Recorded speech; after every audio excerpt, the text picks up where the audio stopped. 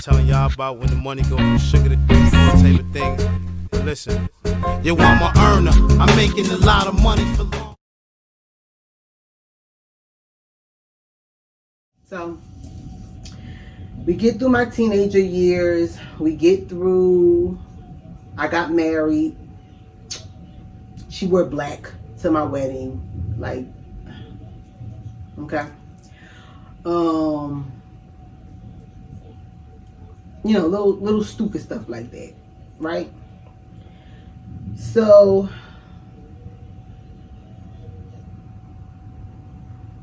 I'm pregnant. I had my son, and my nana loved little boys. My mom loved little boys, little boy babies. So they was doting over my son until one day something happened. Oh, I know what it was.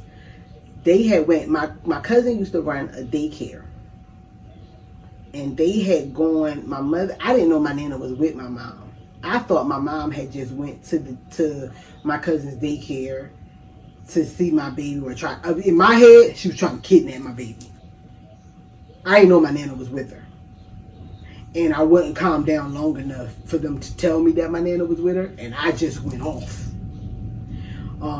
And then when I found out my nana was with her and they were really just going over there to see the baby, they weren't necessarily trying to take my baby, they was just going over to see my baby, and my nana was with them, so obviously she not going to let my mom do nothing to my baby. But still, no, I don't want you near my baby without me in my presence. And I told my nana, you must be crazy, because you went over there with her, you got to be crazy. So I ain't let nobody see my baby for a long time.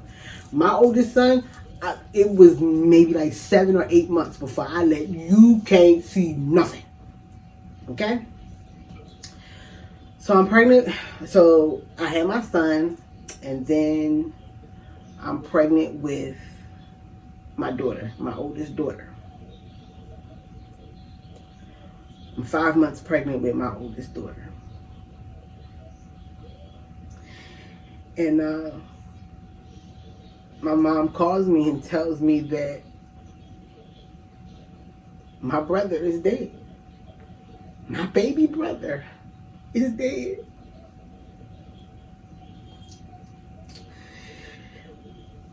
A lot of things led up to that.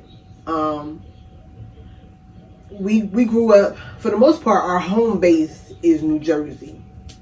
But like I said, my father was in the military. So we lived a bunch of different places. But my mom and dad finally did get divorced, and my mother moved to Baltimore. She took my brother with her. Again, something else that she'll deny. But my brother was always a very happy, active, bad. Some people will call him bad, but he was a boy. Always into stuff. And you could see the difference between how he was as before they moved to Baltimore and how he was once they moved to Baltimore. And I don't know this to be a fact. I'm only going off of what I've seen and what other people have seen as well. I'm not the only person who thinks this. But she was drugging my brother. And I believe she was drugging my brother to get an SSI check for him.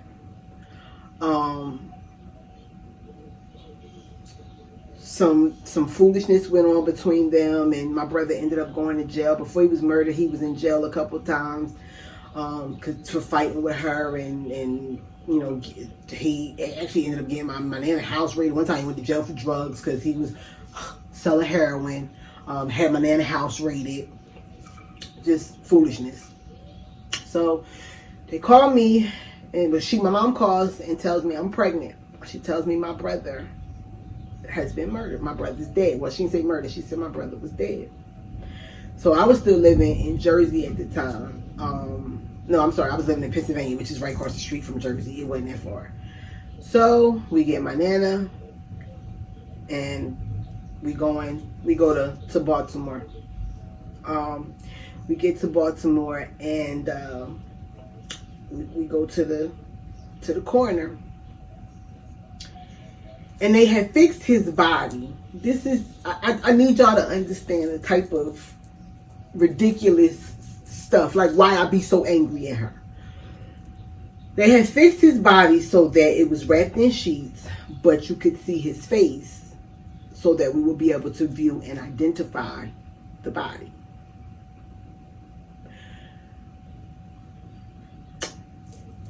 My brother was shot in the head. So that's why they had him wrapped the way that they had him. Because instead of her just looking and saying, yeah, that's my child, whatever, she pulls the sheet back, and I see my brother, his head.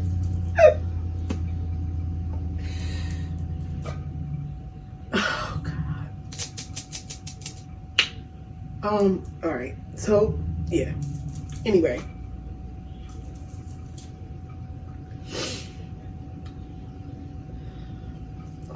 We don't know. We don't know what happened. We don't know why he was shot or who shot him. But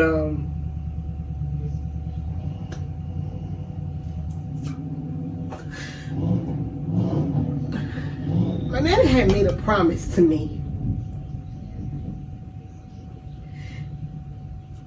that as long as she was living, she would never let nothing happen to me or my brother. She would never let nothing happen to us.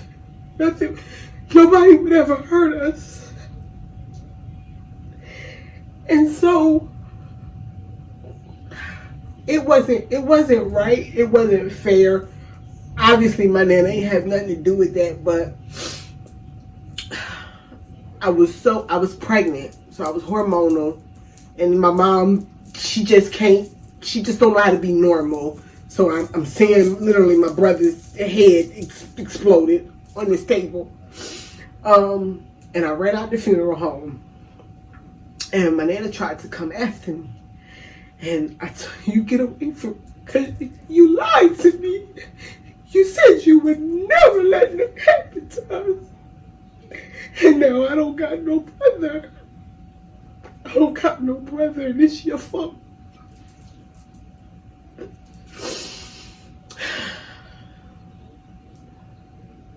And it wasn't her fault. It wasn't. But that's just where I was mentally. So that night, and that hurt my nana. It really did. It hurt her. It did. It really, really hurt her. That night, we went and we stayed at my mom's house because, you know, obviously we're not driving all the way back to Jersey that fast. We stayed at my mom's house, or at least we tried to. And her and my grandmother got into an argument, and they had my son in the room with them. And they doing all this arguing and unnecessary cursing and fighting over my baby. So it came to the point where my nana said, I can't stay here, we got to go. So we ended up, my husband was with us at the time, and you know, my husband was like, okay, well come on, we're gonna go get a hotel room because I'm tired. I'm not gonna make it all the way back to Jersey. So we left my mom's house, we went and got a hotel room. We was only there for a couple of hours, just long enough, you know, to get some rest or whatever, for my husband to get some rest. And then that next morning we got back on the road, came back home. So we had to tell my dad, you know, what was going on, what had happened. My dad came home. My dad, he had retired from the military by this time, but he was living in Georgia. So my dad came to Jersey. We had my brother's body extradited to Jersey to have his funeral and things like that. And it was just, this lady sung at my brother's funeral. She started singing. Now don't get me wrong, my mother has a beautiful voice. I don't understand why she never was a singer, a professional singer. She has an amazing voice, beautiful voice. Not the time. She starts singing like this is. I need y'all to understand the type of just crazy shit that this lady does. So, like I said, she starts singing at my brother's funeral. Okay, whatever. So, you know, that goes over. We had my brother cremated. And I kept his ashes for a long time.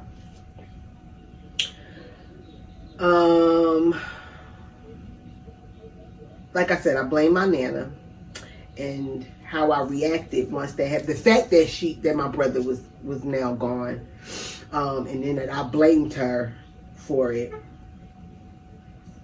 coupled with the fact that my nana had diabetes, coupled with the fact that she was getting old. My nana got really sick. Not even a year after. She started getting sick, not even a year after my brother died. Maybe about 6 or 7 months after my brother died, my nana started getting sick. She ended up falling one day in her apartment and she never told nobody.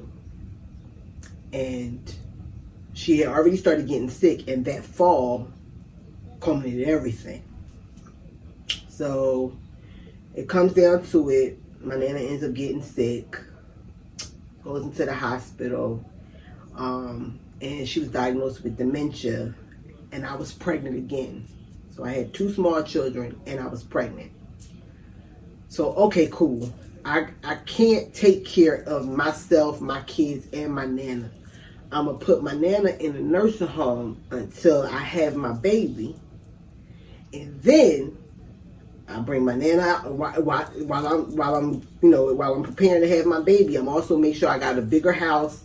I'm gonna bring my nana home to come live with me. So everybody got their space. I got space for my kids. I got space for my nana, so I can take care of my nana till whenever. So I put my nana in a nursing home. The dumbest thing I ever could have did was put my nana in a nursing home. So put my nana in a nursing home, and my mom starts her shit. It came to the point where, like, at one point, me and my sister, my god sister, we was kicked out of the nurse. They had locked us out the nursing home. I had to get the ombudsman involved. Like, it was a mess, right? And so, let my mama tell it. My nana wanted to come live with her. Now, I know what my nana told me. Dementia and all. My mother, just like my mother and I have not gotten along, my nana and my mama ain't get along either. Okay? But then my mama tell it. My nana apologized to her for taking custody of me, and she wanted to go live with her, and yada, yada, yada. My nana said, she keeps telling me that I gotta stay. My nana told me, she was like, she keeps telling me I gotta stay in this nursing home and that you're not gonna be bothered with me. Her only option is to come with her. My only option is to come with her. And I told my nana, I said, listen, don't. And I told my nana, don't argue with her. Don't even say nothing to her. Let her say whatever she wants to say. I gotta have my baby. Once I have my baby, if I got the lawyer up, then it is what it is.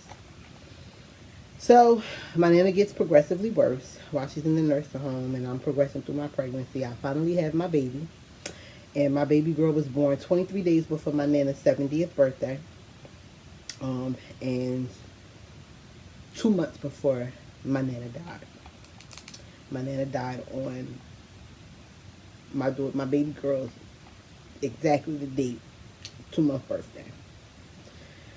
When she died, everything in me died too. Fuck her family, fuck her daughter, fuck it. Everything, fuck it all. My nana ain't here no more. I'm done. So, I get into a fight with my cousin, because she came and asked me, did I know what dress I was going to bring? Or some shit she came and asked me about, and I just went the fuck off. That was my nana niece. Then, it was a showdown in the parking lot. I have took my car and blocked my mom's friend in the parking lot because I don't know why. I wanted my mom to ride with me, and I don't know why. But eventually, my mom ended up getting a car with me, and I get into a car accident. Somebody hit me on the side where my mom, on the passenger side where my mom was sitting. Let her tell it, I was trying to kill her, but that wasn't the case. It really just, it was some freak shit. The boy ended up having to give me like almost $5,000 for my car too, but anyway. So, my nana dies. I say fuck it. We get to the funeral. My oldest son, he had spent considerable time with my nana. And he was, he was close to my nana. He was only 2. No, he was 3. He was only 3, but, he was still, considerably close to my grandma because my nana used to, be with him a lot until she got sick. And then once she got sick, even then, like every weekend, she was at the house with us. So my son was at the casket, and he's 3, obviously. So he's like, my mom, wake up, my mom, wake up. And my mom goes to grab my son, and in my head, now I've just had a baby. My daughter's only 2 months old, and so I'm hormonal and I'm grieving. This my nana, like this my nana. So in my head, I'm like, she's trying to hurt my baby. She what? And I can admit, she wasn't trying to hurt my baby. 9 times out of 10, she wasn't trying to hurt my baby. She was just trying to, he's 3 and looking at a dead body, trying to get a dead body to wake up. So I get it. Like, I understand why, and that's her grandson.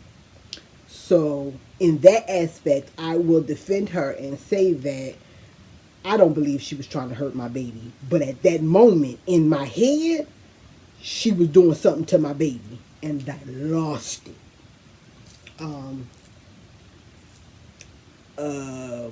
So she was really my nana's close friend, but I called her my aunt. Me and my mother got into a fight. I started the fight because I jumped on my mama first. I did.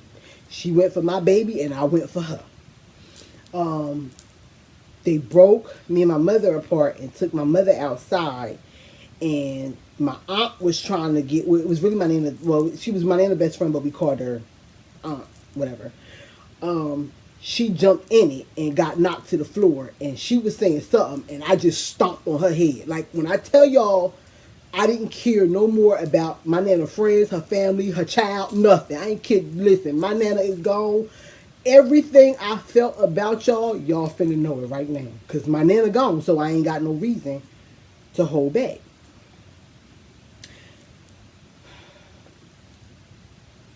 The interesting thing about all of that is the night before the funeral,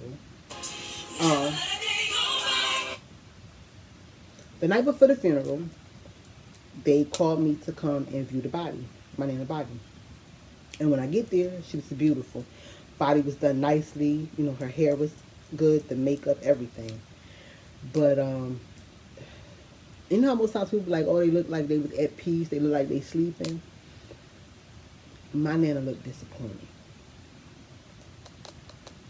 And I kept saying that, like, all night. I kept saying, I don't understand. Like, why do my nana look disappointed? And in my head, I'm like, well, maybe she was, mad at me. And I'm going to take it back. My nana died on a Friday. That Monday, she had called me. And that Monday, she had called me. And we had talked. I always listen to my nana, but sometimes, like, if I was in the midst of trying to get the kids settled, or I was at work or something, I'll let her talk for a little bit, but then I'm like, okay, nana, I'll be up there later. You can tell me when I get up there, whatever case may be. But this Monday when she called me, I was at work, but I'm like, my nana was talking to me, and we were making plans to go shopping on Friday. When I said, I had told her, when I pick you up on Friday, we're gonna go get something to eat. We're gonna go shopping on Friday. She had also been, I learned later that that same night she had been at the nurse's desk with, because I had left a photo, it was a picture that me and my kids and their dad had took. And when I had went up there one day, I showed it to her and she asked me could I leave it up there. So I had left that picture up there for her.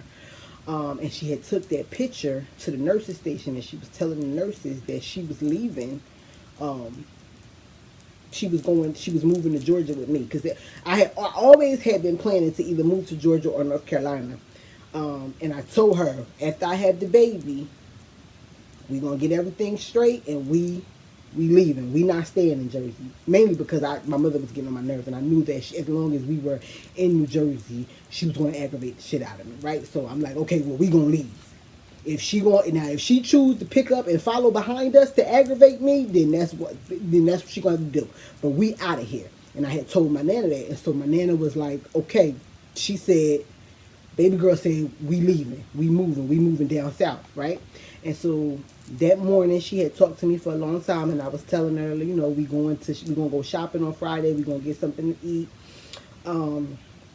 And the biggest thing I remember, something small but big to me, was I remember, and it was a normal conversation, but I was like, okay, Nana, I love you. And like we kept going back and forth saying, I love you. And like I said, I learned later on that after that phone call, she had went to the nurse's desk and she was telling the nurses that she was leaving. She was moving down south with us and she was showing them our picture or whatever. So I was supposed to come get my Nana. When I got off from work on Friday, I was supposed to go get my Nana so we could go shopping. And she didn't wait for me.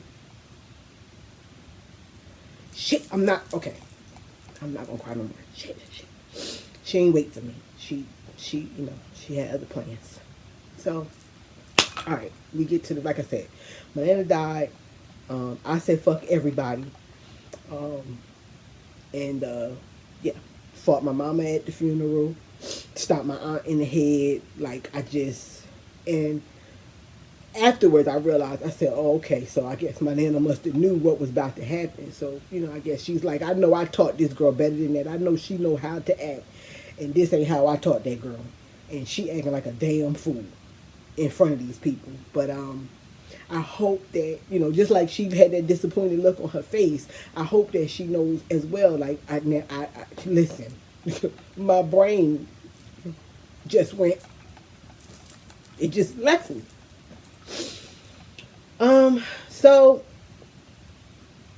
it was about a year, maybe a year and a half before I had spoken to my mother about that. And honestly, I say spoken to my mother about that, but what I mean is it was about a year and a half before I ever spoke to my mother again. Not necessarily about that, because I don't think we ever had a conversation about it. I know I've never apologized and I never will. I'm sorry to myself to get that out of character and embarrass my Nana. But I make no apologies for the way that I felt. Sorry. I would defend my mother and say that she was not trying to hurt my baby. I don't believe she was trying to hurt my baby, but in my brain at that time, that's what my brain told me, and I lost it. And I don't apologize for it. All of the anger, all of the aggravation that she had put me through prior to my grandmother dying, it all came out at that moment. And it just is what it is. So, a year and a half goes by. I finally ended up talking to my mom. It was a birthday. Let me see. I'm trying to think. I had my fourth son. I had that, and this is how I ended up speaking to my mother. When I had my baby, my last baby, my fourth baby, my Quincy, I was breastfeeding. And Quincy was about 5 weeks old, and he broke out in this horrible rash all over his body. And I'm like, okay, he wasn't on formula yet. He was only on breast milk. So I'm going in my head, what did I eat? What did I eat? What did I eat? I had had some chocolate. I had like a Hershey bar or something like that. My baby is allergic. He's allergic to chocolate, milk, and gluten. But at any rate, he's allergic to chocolate. This is the first allergy we knew he had. He's allergic to chocolate. And that was obviously in my breast milk, and that's what caused this breakout. Lo and behold, who else is allergic to chocolate? My mother. So, because I knew where this, once the doctor told me what was wrong, okay, I know where this allergy came from. I don't know what she gonna say to me, but I'm gonna go ahead and call her. Listen, my baby, they done found out my baby allergic to this chocolate because I ate it and I fed him, and now what I'm supposed to do? Like, can you give me some other history of, whatever. And that's how we ended up talking, because my baby got sick, and the allergy. I found out it was from that chocolate allergy, which my mother is also allergic to chocolate. So, never really, we didn't, beyond that conversation of us talking about different food allergies and, like our medical history and stuff like that, we never really had a conversation aside from that. And I think Quincy was probably 2 before she met him, maybe 3. He was maybe 2 or 3 before she ever laid eyes on my child. Because listen, this was my thing. I would rather distance myself than be disrespectful. I think I had already been as disrespectful as I could ever possibly be by us fighting at that funeral. That is still my mother. She gave me life. And because I believe, what God said, I follow what God said, honor thy mother and thy father. I can't honor her. But what I will not do is disrespect her. And so so what I do is I say, okay, boom, I know me. I know how my brain works. So I'm not going to create an issue that don't need to be created. I will just stay away. So I ain't even got to deal with it, right? So, like I said, my son was probably 2 or 3 before she ever seen him. It has now been 10 years since my nana died. March 5th made the 10-year anniversary. Obviously it was my daughter's 2-month birthday, but it was also 3 months shy of my 30th birthday, which is why I don't remember my 30th birthday or that whole year afterwards, to be quite honest. But now here we are, and it is 9 days before, or 8 days. Today the 22nd? Hold up. What's today? Today's the 21st, so we 8 days. 8 days to my 40th birthday. I guess today was an apropos day to film this video because I actually had interaction with my mother today. So, alright. Like I said, since my nana died, I just okay, listen, I've done enough. I got my aggression out. I got my anger out. Y'all know how I feel. Okay, there's no need for me to continue to act like a complete idiot. I don't want to disrespect my mother, so I just stay away. Or at least I try to.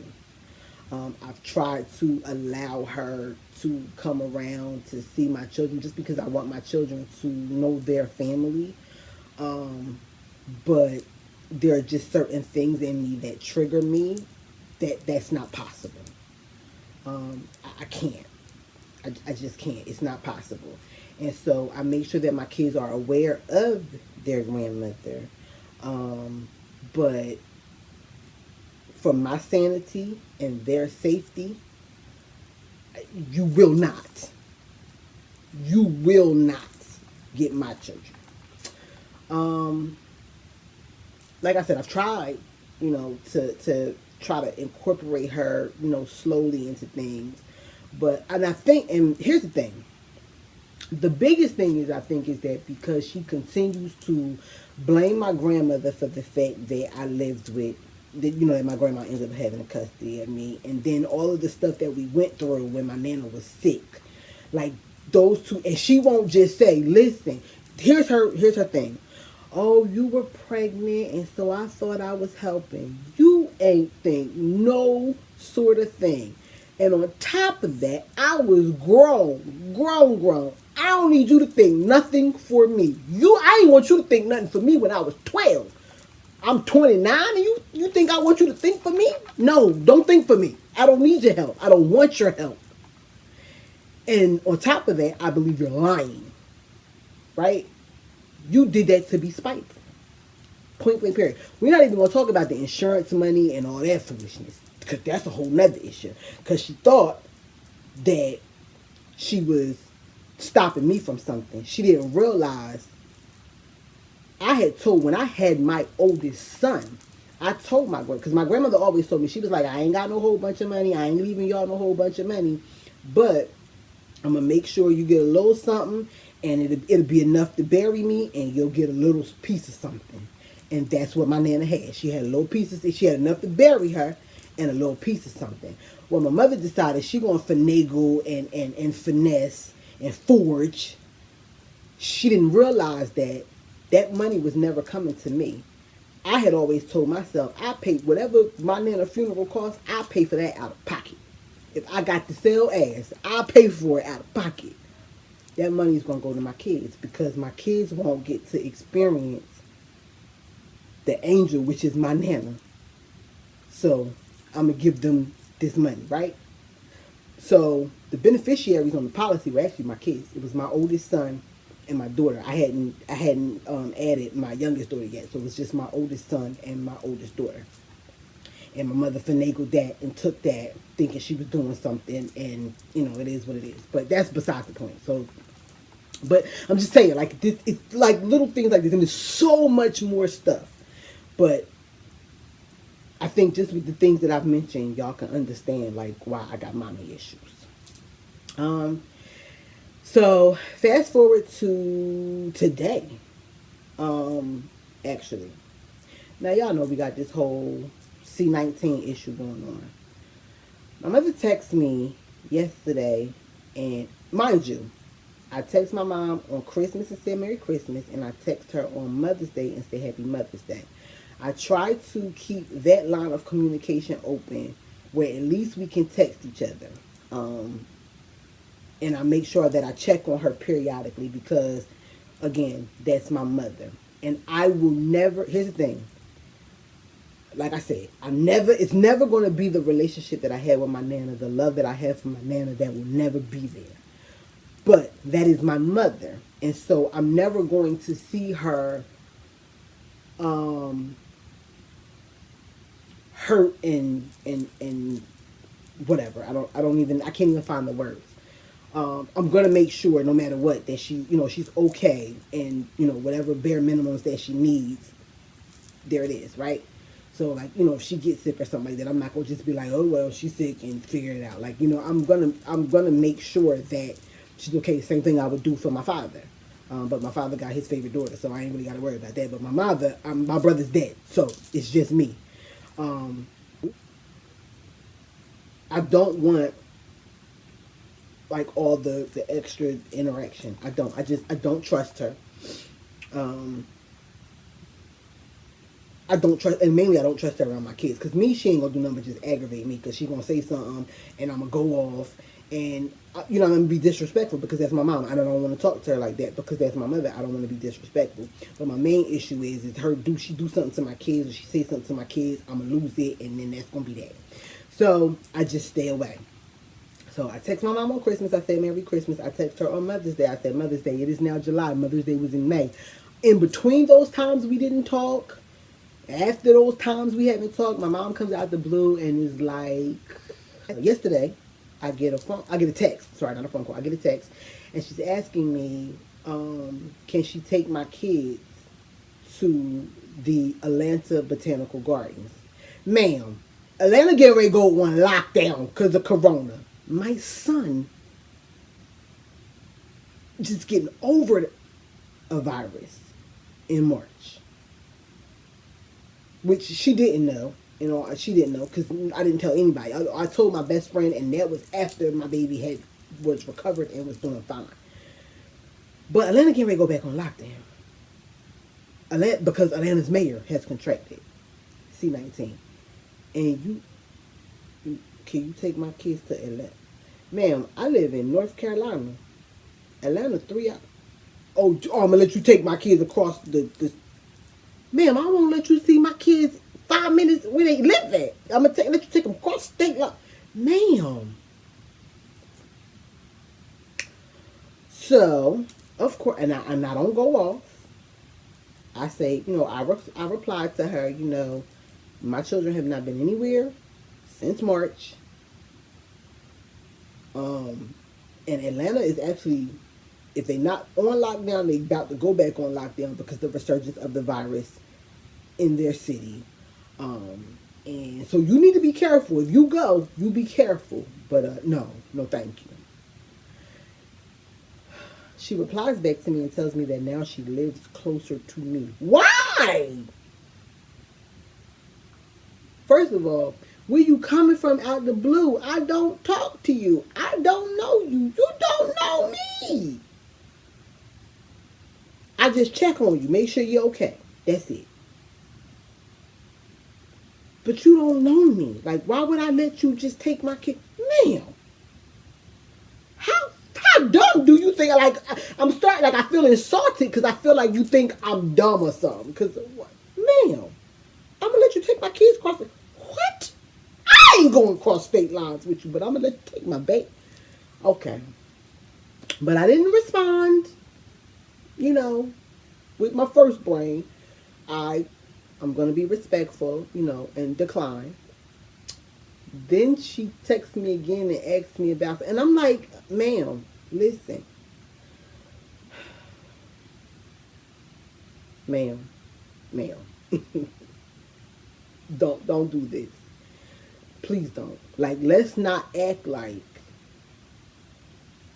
the last 40 years haven't happened. Like, let's not do that. Let's not do that. Just like I ain't gonna call you and be like, hey, can you give me $500? No! I don't. No! I'm not gonna do that. Don't be like, hey, can I take your kids across? No, you cannot! You can't take my kids across their doorstep. Ma'am. But what I've come to realize is, in saying all of that, I've come to realize that, like I said, my mom she'll be 60 in September. And so, of course, all of her friends, obviously they probably have grandkids and things of that nature, and they do things with their grandkids, and, they get to see their children and things of that nature. But this is what I need my mother to understand. They don't have the relationship that you and I have. Our relationship real different. The only thing y'all might have in common is they was on dope when they kids was younger. You was on dope when I was younger. That's it. But that's where the similarities stop. After that, stuff real different. So I get it. I understand her desire to want to be, to get to know her grandchildren. I get it. But I can't. I'm sorry. And she had the opportunity when I had my oldest son and my first two children. When I had my first two children, she was, like I said, she used to have my son all the time. Her and my nana both. They used to have my son all the time. And I allowed her to, when I had my daughter, she came and she was allowed to see my kids then. But after the stuff that happened with my nana, I was able to get over, and this is my issue with my mother and my father, actually. I have let go of the stuff that they did to me. It's the stuff that they do to people close to me why I still don't like them. Like, it don't got nothing to do with what you did to me. I don't trust you because I'm like, yeah, you ain't know what to do with your own kids. But I'm over it. Like I said, kids don't come with no instruction booklet. I get it. She had an addiction, whatever the case may be. Like, I get it. Right? So, I'm past what you did to me. But the fact that you tried to pull some nonsense and foolishness when it came to my grandmother, no, man. And then you try to put it under the guise of, oh, I was trying to be helpful. No, ma'am. No. No, ma'am. No ham. No turkey. No bacon. No. No. No. I get really, really sad. I really do. I get really, really sad. Technically, my mother is still living. Um, but because of the relationship that my mother and I have, like I said, when my nana died, my mama died. Um, my nana was my mama, and that's just it. I feel like I'm being provoked.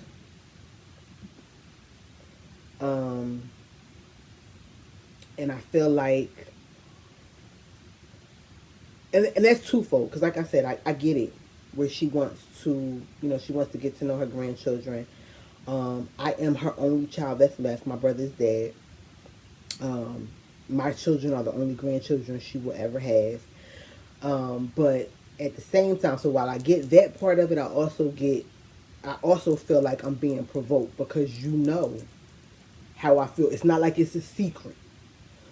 Now, while I'm not disrespectful about it, I communicate very clearly how I feel. But yet you keep trying to, just to see if, you could pick and you could pick. No, ma'am, no. See, before I used to let you pick at me and do stuff, and I would try to let you in, and you would do something retarded, and then I would have to just be like, no, okay, I'm not talking to you no more. Now I'm not even going to let you get into that space. That it really bothers me. The relationship that my mother and I have bothers me is because I have daughters. And like a lot of things in my life, I've spent a lot of my time trying to not be like my mother, as opposed to being a good mom. Now, if you ask my kids will tell you they love their mama. Now, they love their daddy a little bit more than they love one of them love their daddy more. But they love their mother to death. They like that they can come and talk to me and things of that nature. But I'm not focused enough on the type of mother that I could be. I'm more focused on the type of mother I don't want to be, because of the things that I went through with my mother. And me allowing her to interfere into my life at this point, when I'm mothering my children, I don't have the mental space for it. And it just is what it is. I don't have the mental space for it. I'm not looking for the mental space for it. I just don't. Just stop. You can't force yourself on me. Like, I can't force myself on you. I can't force you to be the person I want you to be. You can't force me. You can't force yourself on me. Just stop.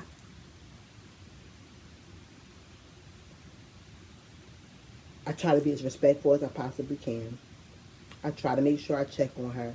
I have made the vow that I will not treat her the way she treated my grandmother.